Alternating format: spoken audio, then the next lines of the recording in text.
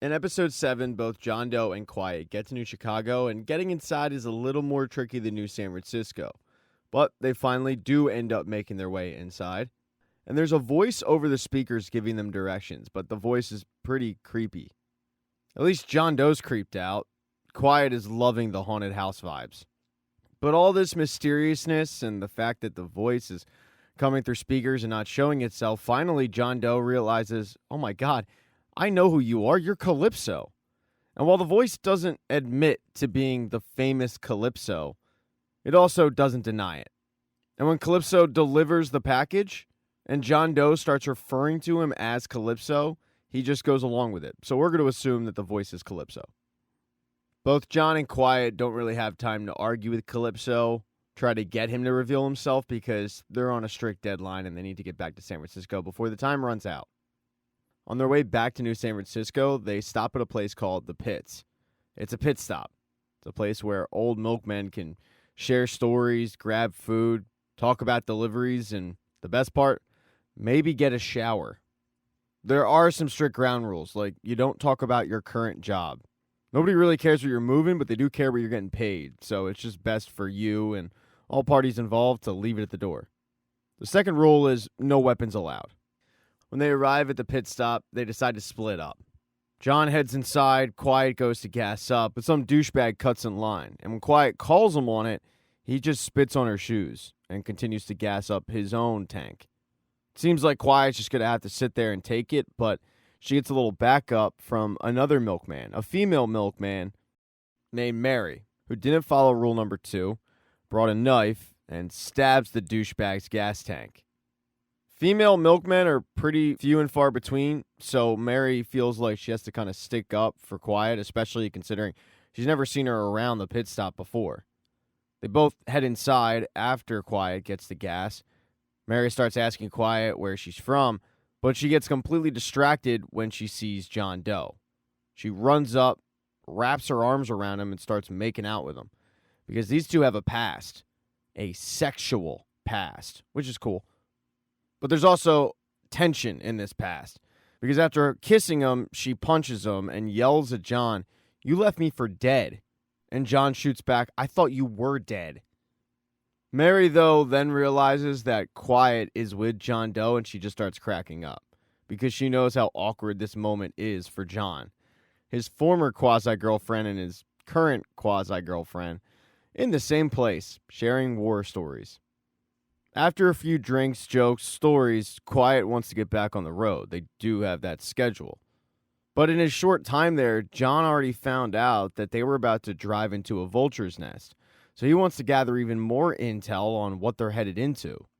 Quiet agrees that's kind of a smart move, so John starts dishing out drinks around the bar.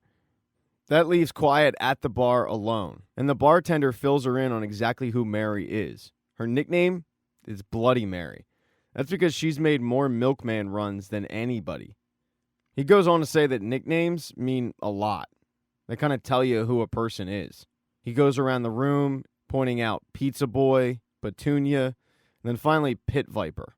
His nickname is Mr. Slam because he has an absolute lap hog in those pants. With John collecting intel and her getting all the details on the pit stop, she's now decided, though, it's time for a shower. After washing up and leaving the shower, there's Mary waiting for her.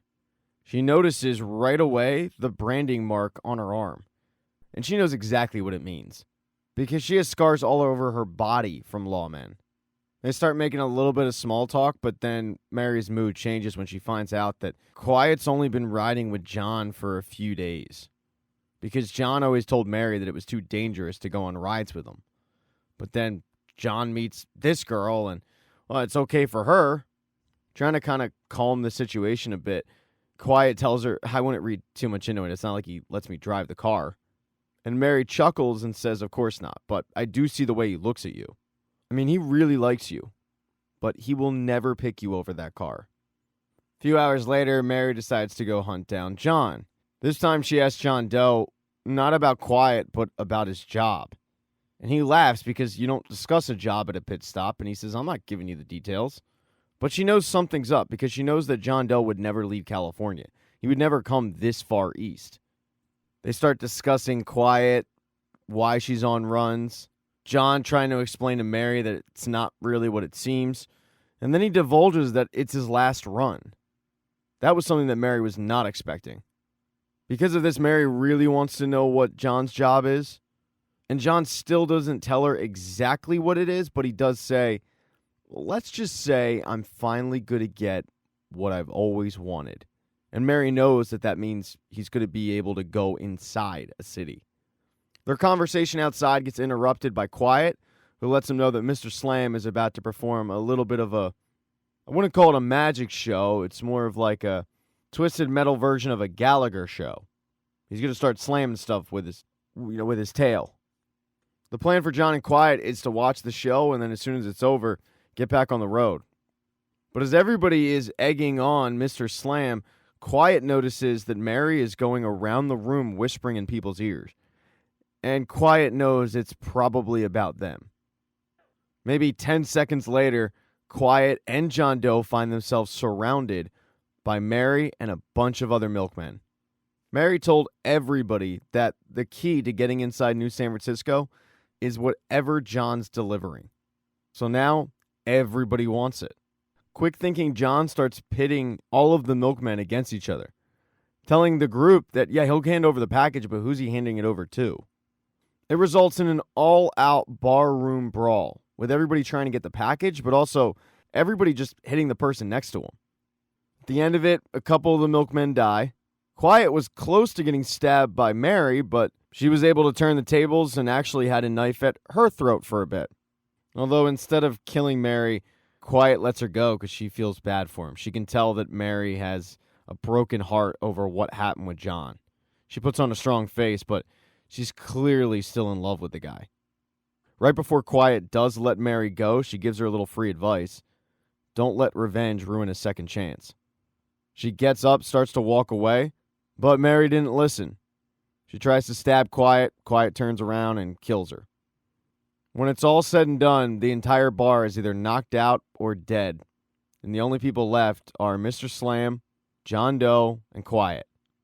They then head outside to get back on the road, but instead of John getting behind Evelyn's wheel, he throws the keys to Quiet and says, "You drive."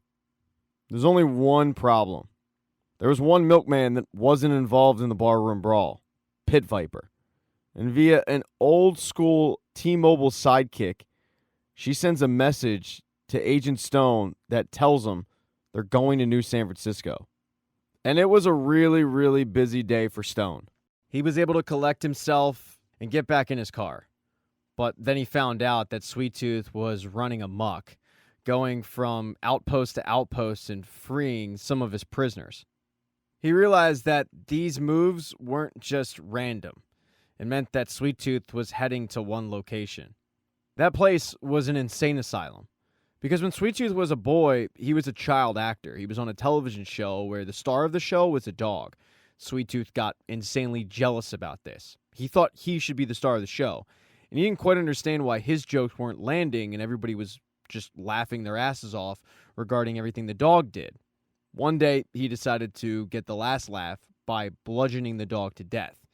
It made major news, but it got this boy thrown into an insane asylum. A couple of years later, the world went to crap, Sweet Tooth got freed, and now his best friend is a paper bag. But the reason he returned to the insane asylum was because his parents' bodies are still in there. They promised that they would come back, but they never did. So Sweet Tooth took matters into his own hands, and he locked them inside. Eventually, they passed away, but he's shown up here for closure. When they exited the insane asylum, all of Sweet Tooth's followers were dead. Both Sweet Tooth and Stu were pretty confused at what happened, and then Stu notices that there are snipers in the towers, and they start unloading on both Sweet Tooth and Stu. One of those people was Mike. Stone was able to track Sweet Tooth down, and he instructed his men to kill him. And they thought they did. Mike went down, he started looking over the bodies, but then he realized that he didn't hit Stu or Sweet Tooth. Now, Stu he was legitimately concerned about. Sweet Tooth, though, scared the crap out of him. And Sweet Tooth absolutely would have killed Mike had Stu not stepped in. Stu, speaking on Mike's behalf, told Sweet Tooth, "Stone hurt you, but he can help find him. So we need him." And Sweet Tooth agreed to let Mike go, but the leash is going to be super, super short. Thank you so much for checking out this recap. Please consider subscribing to the channel and subscribing to my Patreon. Hit thumbs up if you liked it. Smash that thumbs down button if you thought it sucked. If you left a comment, I don't get back to you. I usually don't check the comments unless they're like a super comment. Also, if you don't see the next video up on the end screen, not to worry, it'll be up in a day or two.